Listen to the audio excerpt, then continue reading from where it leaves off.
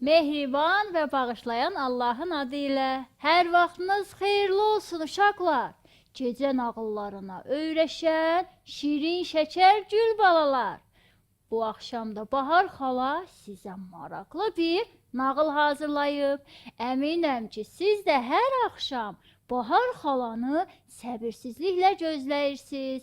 Gözləyirsiniz ki, görəsən Bahar xala bu axşam bizə hansı nağılı danışacaq? Hazırsınızsa, başlayıram nağılıma. Dostlar, bugünkü nağılımızın adı Siçan və İlandır. Diqqətlə qulaq asın nağılımıza. Görək bugünkü nağılımızda söhbət nədən gedəcək? Biri var idi, biri yox idi. Səhradan kəndə gələn cavan bir siçan var idi. Biraz axtarış apardıqdan sonra kəndxudanın evinin mətbəxini tapmışdı. Daha sonra öz yaşayış dolanışığını səhrada yaşayan ata-anasından ayırmışdı. Amma bir neçə gündən sonra ev sahibi siçanın varlığından xəbər tutmuşdu və onu tutmaq üçün tələ qurmağa hazırlaşdı. Bir axşam mətbəxdə ayaq səsi eşitmədiyi üçün cavan siçan deşikdən çölə çıxır. Burnuna ləzzətli yemək qoxusu dəydi. Biraz irəli getdiyi vaxt torlu bir qutu olduğunu görür. Ortasından qoxusu gələn bir qoz ləpəsi almışdı. İştahasını çəkən qoxunun həmin qoz ləpəsi olduğunu anladı. Cavan siçan o günə qədər heç bir mətbəxdə o cür yemək qabı görməmişdi. Onun ətrafına yaxşı-yaxşı baxdı və sonra əlini qutunun tərəflərinə vurdu və gördü ki, möhkəmdir, yerindən də tərpənmir. Qutunun ağzının açıq tərəfindən içəri daxil oldu. Yavaş-yavaş irəli getdi, bir neçə sim və qutunun divarını itələdi. Heç bir xətərin olmadığına xatircəm olduqdan sonra qutunun ortasında oturub, qoz ləpəsini yeməyə başladı. Elə ki, siçan qoz ləpəsini ağzına apardı, anidən qorxunc bir səs çıxdı və yer titrəyişi olduğu kimi qutu tərpəndi. Siçanın quyruğu tələdə sıxışıb qaldı. Siçan qorxu və ağrıdan civildəməyə başladı. Həmin an özünü çölə atdı. Yaxşı ki, siçanın quyruğundan az bir hissəsi tələyə düşmüşdü. Quyruğunun ucu yaralanır. Amma siçan özünü tələdən qurtara bilir. Cavan siçan qorxmuş və ağlayaraq özünü anasının evinə çatdırır. Başına gələnləri danışıb soruşur. Bu qorxunc qutu necə bir şeydir? Anası balasının yaralanmış quyruğunu yağlayıb deyir. Sənin dediyin həmin şey siçan tələsidir.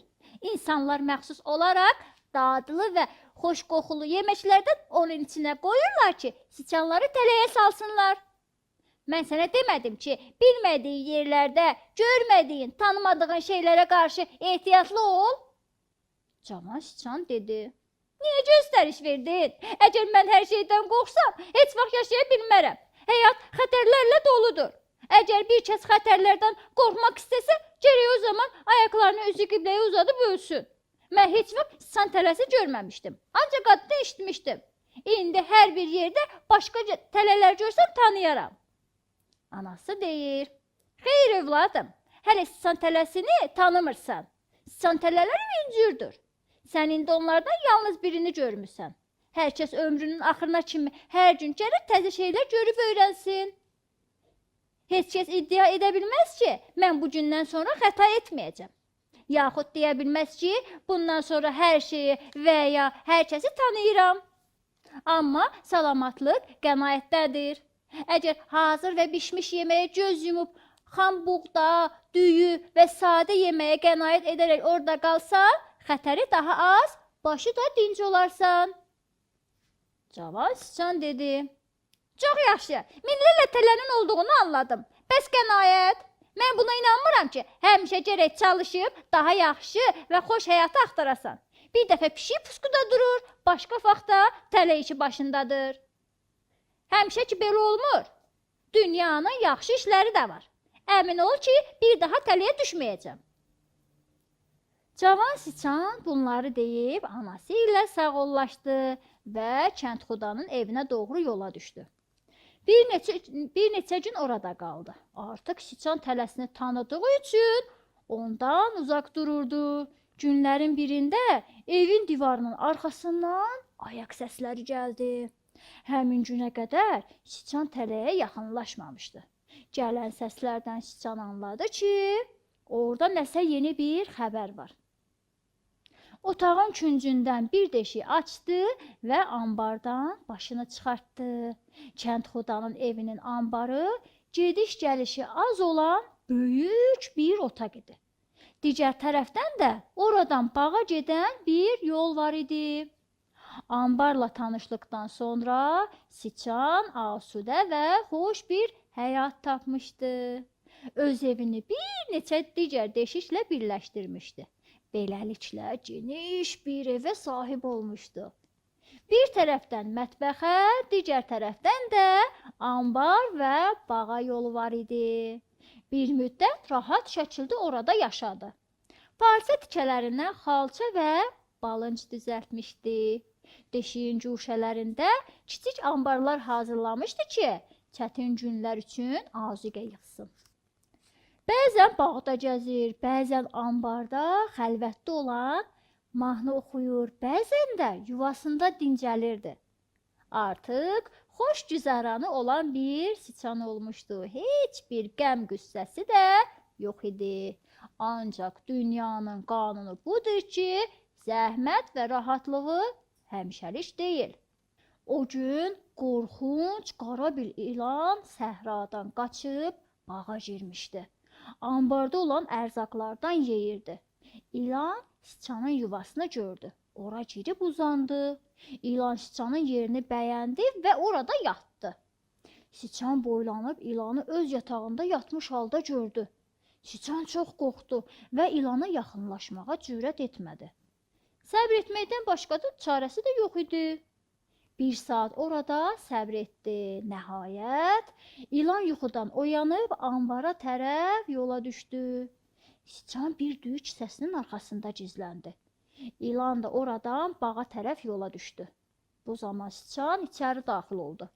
Gördü ki, evinə əl dəyməyib. Yatmaq qərarına gəldi. Lakin qəlbində bir qorxu var idi. Bu qorxudan gözünə də yuxu getmədi.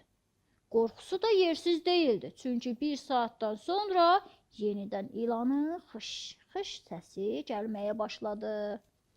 Siçan bir küncdə gizləndi. İlan da yenidən gəlib siçanın yatağının üzərində qıvrılıb oturdu. Çünki buranın çox etibarlı və rahat yer olduğunu anlamışdı.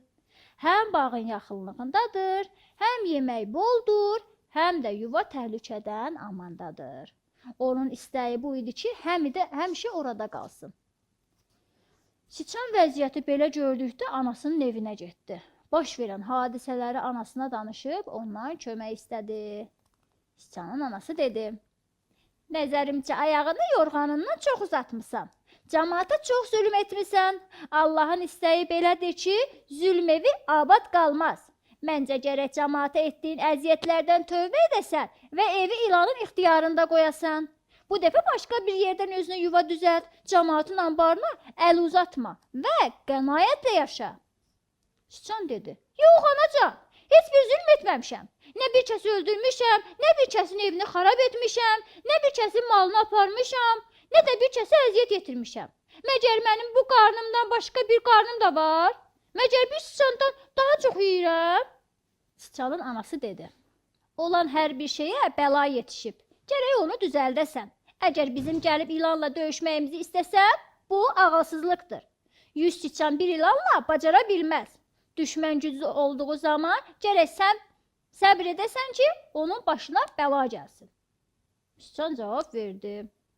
Nəyə səbr edib? Bəlkə onun başına heç vaxt bəla gəlməyəcək. Mən ki öz evimi, həyatımı tərk edib gedə bilmərəm.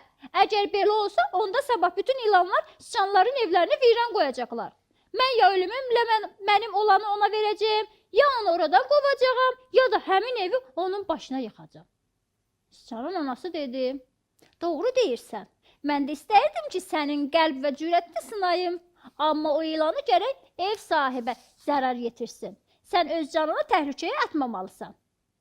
Cavan siçan dedi.